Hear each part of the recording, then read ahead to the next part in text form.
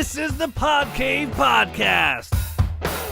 Here's Jason, Michelle, and Goose.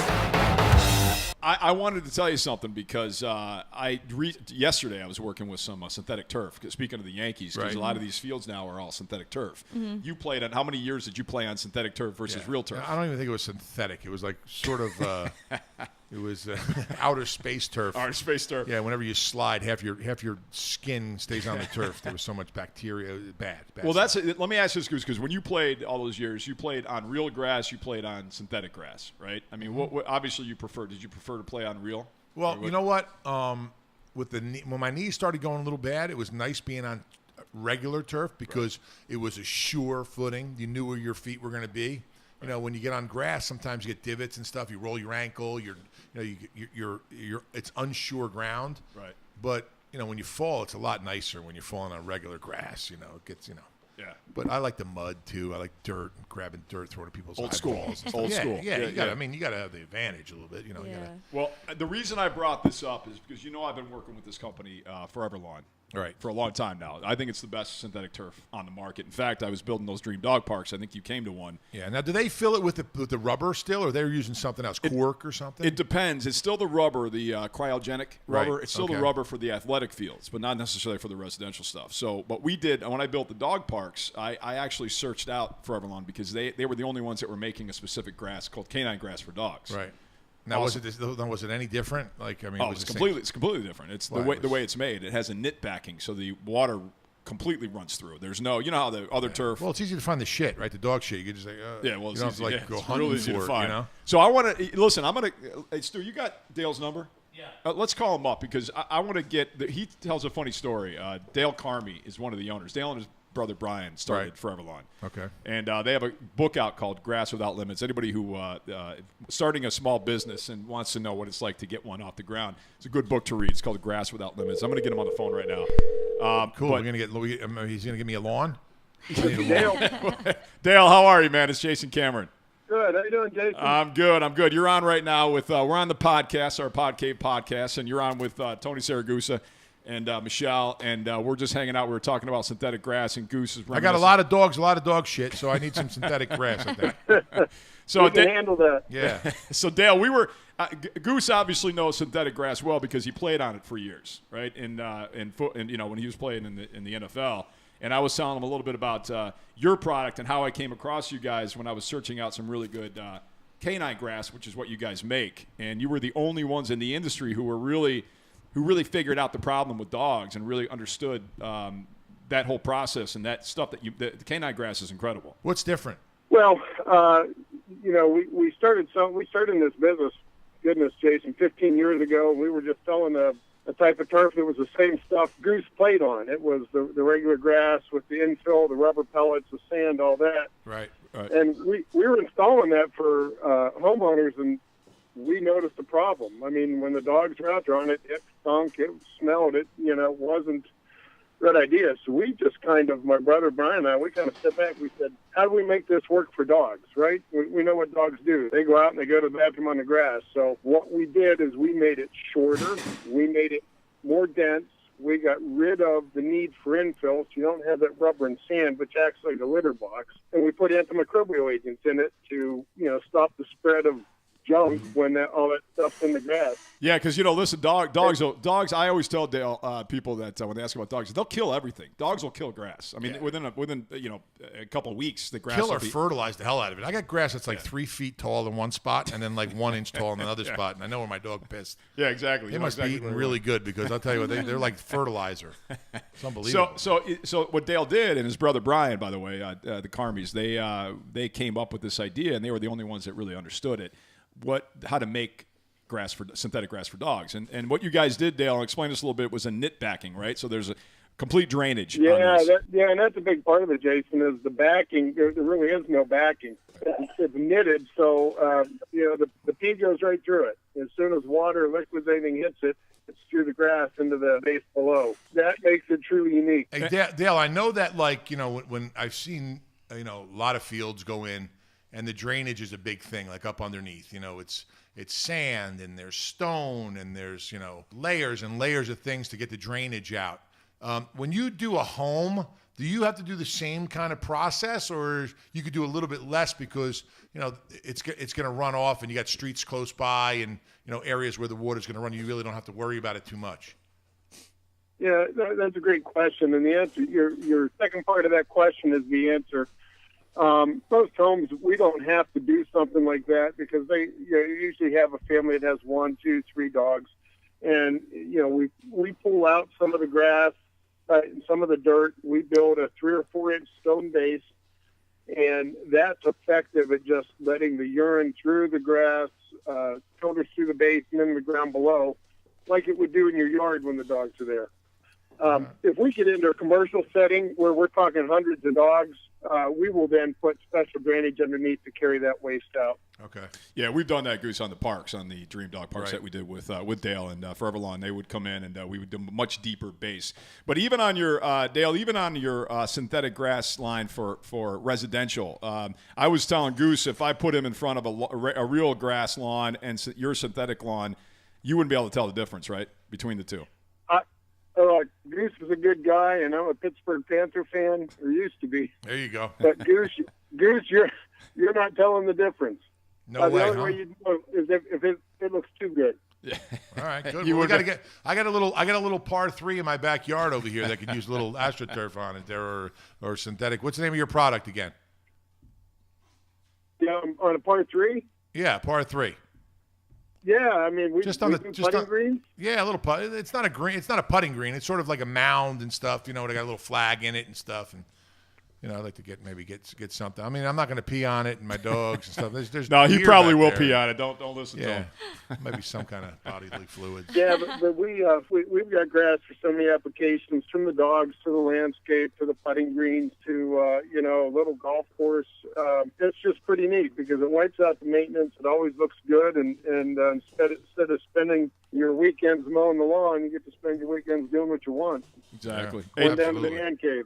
Exactly. That's where we are right now. We're in Goose's Man Cave. Hey, Dale, real quick, I want you to tell a story real quick because after reading your book, Grass Without Limits, and I recommend it to people who are starting a small business and want to know really what it takes to get it off the ground because you and your brother went through some real trials and tribulations. So I want you to tell that story real quick to Goose because I was cracking up when I read it in your book about when you guys did the first job and the guy was really nice to you guys, but you were really messing it up. Can you kind of tell a quick version of that? Yeah, I'll try and keep it quick. Sometimes get me started, it's hard to stop, so give me the hook. But look, my brother and I we had a That's really good. Thanks, Dale. I appreciate you telling that story. That was good. That was a Great tremendous story, job. Thank you very much. Go ahead. No, go ahead. Tell it. I'm sorry. No, my brother and I had a computer background, so when we got started in the turf business, everything was new to us. We weren't real hands-on. We certainly weren't, redesigning backyards and doing the things you do on your show. So ours was learning trial by fire and being out on the front line. So the first job we sold, we had never had any training. All we were told was, you have to put in a stone base and then you put the grass on top, and that's as much as we knew. So when, real quick, the shortcut is when I was trying to sell the job, the guy thought the price was too high, and he tells me, hey, our ground is really hard, so we don't need the stone base.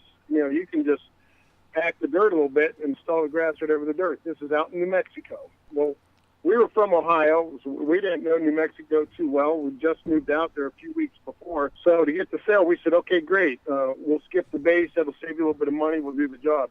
My brother and I get up there to do the job, and it's a small backyard, and it was a patio area off the house, and then there was a little adobe wall around it again out in New Mexico. There wasn't easy access. We had to come through a gate. So it was a comedy of errors. But to start, we have this roll of grass, which is 15 feet long, and it weighs a fair amount. When you get it rolled up, and moving it isn't easy. So we had the bright idea, let's cut it out in the driveway, and then we'll carry it through the gates into the backyard. So we're first time we've ever worked with the grass. We measure the patio. We get all the lines and angles right. We go out to the driveway, and if you know what the grass is like, you have grass blades on top, and you have a smooth backing, like a carpet backing on the back. So we figure, hey, let's be smart. Let's turn it over and cut it from behind so we're not cutting the blades on top. So we turn the grass over, and we map out the layout of the backyard, the patio and the walls, and we cut the grass so it would fit the shape. Well, it was face down, so we roll it up. We now have the grass blades on the outside, and we pick this thing up and start carrying it in. We didn't have the support tube in the middle since we'd unrolled it and rolled it back up. So we have this 15-foot roll that is heavy and twisting. As we're trying to carry it one on either end, the middle sagging and dragging on the ground. It kind of felt like we were carrying a boa constrictor or something. So the customer says, "Here, guys, let me help you out." He was a great gentleman, probably in his mid-50s at the time. So he gets under the roll in the middle, and he starts carrying it up to the house with us. Well, I'm on one end, Brian's on the other, and here's Charlie in his dress shirt and tie. He might not have had a tie, but his dress shirt carrying the middle. We get up to the backyard, and we're trying to go through the gate, and it doesn't fit. And the roll's starting to twist now, so we're not getting through the gate. And I'm pulling, and Brian's pushing, and the grass is kind of lodged, and we're going through two doors, and Charlie's sitting there busting his way in. And, all of a sudden the grass lets loose. We push through, and Charlie winds up on the ground. So there's Charlie, our customer, on the ground with a roll of grass on top of it.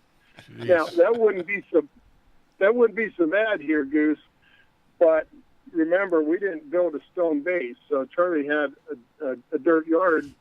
So he was in the mud. We did know we were supposed to compact it. So before we brought the grass in, we had a tamper, and we're sitting there trying to tamp the ground, pounding the tamper on the ground, and we knew we were supposed to wet it. So Brian turns on the hose and starts spraying the yard, and he's spraying the ground, and I'm tamping it. Well, the dirt's turning to mud, and this isn't good.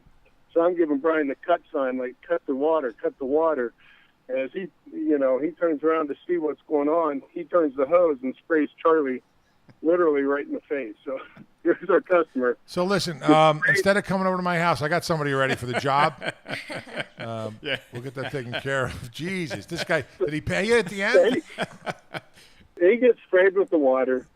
He's wet, and this was before. Then we go out, we cut the grass, we come back in, we push it through the gate. Charlie winds up on the ground with the grass on top of him. Charlie's covered in mud. I bless his soul. He did not yell. He wasn't upset, and he's kind of hanging with us. So to put the cherry on the icing of this ordeal, we start to unroll the grass to see how it fits. Remember, we measured and cut meticulously. So we rolled it out. It didn't fit. There's grass is a rectangle. There's four ways it could go. It didn't fit. Let's turn it 90 degrees, and we lay it out. And it didn't fit. So we said, okay, 90 more degrees. We rotated again. Didn't fit. Hey, one more time. We rotated again, and it still didn't fit. And sitting there trying to figure it out, we had inversed the cut because we flipped it over and cut from the back. We made a complete opposite mirror cut of what we were supposed to make. Oh, man. That's horrible. So, Hey, Dale, in the book, you described this whole thing, and that's why I was laughing the whole time. But the fact that you guys were able to do that, and he still – I mean, listen, you eventually you got the job done, right? Eventually you got it done right. We did. Look, yeah. Charlie hung in there. He was a great sport. We got it right. We corrected our problems, and it was a great install. But we learned the hard way. We learned by hard knocks. And, one of the things we try to stress in that book is, look, one, have fun doing what you're doing, but two, you fight your way through. The last piece of that story, Jason, was he wanted a putting green as well. Actually, we put the putting green in, and we brought him up to show him the green, and he walks up there, and he's looking at it, and then he tilts his head and looks at us. He says, "Hey, guys, where are the holes?" And we said, "Holes?" They're extra. And he said, the putting cups, the holes you put into. Forgot them. Oh, yeah. Oh, yeah, that's right. Yeah. We didn't know that putting greens had holes. Well, listen, the fact that you guys, that was your first job, and I was always impressed, I told your brother, that you guys were able to get past that, because most people would have just quit. I would have just quit. I'm done. You know what I mean? But the guy hired him to do more work. No, but that's what I mean. But that's what I'm saying. We got to find this guy. But when you start. You have his number? The guy that did the job for Charlie? Yeah, he's probably. Look, that guy's like the nicest guy ever in the world. He was great. Look, I wish I could find Charlie and give him a hug, because he kind of got us started. But, yeah. But look. Everything after that worked out? Jason? Oh, absolutely. We made mistakes on that one too. We dropped a roll of grass in a koi pond and made a bad cut in front of the customer, but we got our way through it. And every job we got better. Yeah, and you know what? The bottom line on That's that awesome. is, and listen, I've known Dale for a long time now, and they created an amazing business. I mean, ForeverLawn is, in my opinion, Dale, and I'm just going to say this because I think it's the best turf on the market. But you guys were able to go from that to the successful business you have today, and so like I said, anybody who wants to start a small business, they got to read this book because it's you don't quit. Got to work through it. You got to work through it. Exactly. Yeah. Jason, the word I heard somebody say today is grit.